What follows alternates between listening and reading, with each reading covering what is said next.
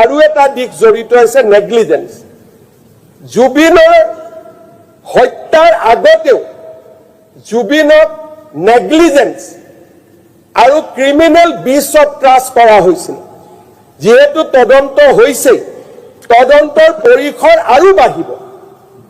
এছআইটিয়ে প্ৰথম চাৰ্জশ্বিট দিব ঘটনাটোৰ ওপৰত মাৰ্ডাৰৰ ওপৰত বাট আফটাৰ দ্যাট ইজ ডান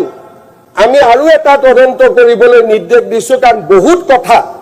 তেওঁ উপলব্ধ হৈছে দ্য ষ্টৰী বিগিন ফ্ৰম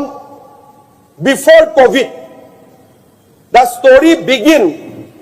আজি লাষ্ট 8 বছৰৰ পৰা এটা ডাঙৰ ষ্টৰী চলি আছে তাৰ প্ৰমাণ আমাৰ লগত আছে সেইকাৰণে মই এছআইটি কৈছো যে 8 তাৰিখে আপোনালোকে মাৰ্ডাৰ কেছৰ চাৰ্জশ্বিট দিয়ক তাৰ পিছত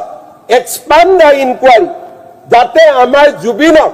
জীৱিত কালত এজন মানুহেও যদি অন্যায় কৰিছিল সেই মানুহজনক হাৰি যাব নোৱাৰে আমি ইমান দূৰলৈ যাম বুলি আমি সিদ্ধান্ত লৈছো মই ভাবো সময়ৰ পখতি খিলে আমাক প্ৰমাণ কৰিব যে অসমৰ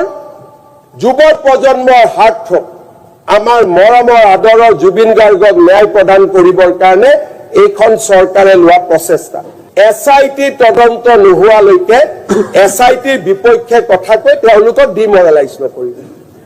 যিদিনাখন তদন্ত ৰিপৰ্ট আহিব চাৰ্জশ্বিট আহিব সিদিনাখন যদি কোনোবা উকিলে কয় this is a week charge sheet বেলেগ কথা কিন্তু আজিৰ দিনটো যেতিয়া আমি দেখাই নাই চাৰ্জশ্বিটখন কি হ'ব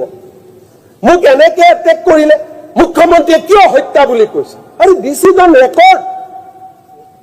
এখন কোৰ্টৰ ৰেকৰ্ডত আছে যে দিছ ইজ এ মাৰ্ডাৰ সেইকাৰণে মই প্ৰথম দিনাই ফেচবুকত কৈছো যে হত্যা ইয়াত হয়তো আমাৰ কোনো ডাউট নাই যিদিনাখনৰ পৰা মই হত্যা বুলি ক'লো মোৰ ওপৰত আক্ৰমণ আৰম্ভ হৈ গ'ল কিয় মুখ্যমন্ত্ৰীয়ে হত্যা কৰে আৰু হত্যাটো হত্যা নকয় মই চুমা খোৱা বুলি ক'ম নেকি মইতো হত্যাটো হত্যাই ক'ম ইট ইজ এ মাৰ্ডাৰ মই আজিও এক সদনত কৈছো and we will follow murder case আৰু কোনে মাৰিছে তাকো আজি আমি অনুমোদন লৈছো এজনে মাৰিছে আনকেজনে সহযোগিতা কৰিছে so we have booked 4 to 5 people on murder case ইয়াত আমি জুবিনক লৈ ধেমালি কৰিব অহা নাই আমি জুবিনক লৈ ৰাজনীতি কৰিব অহা নাই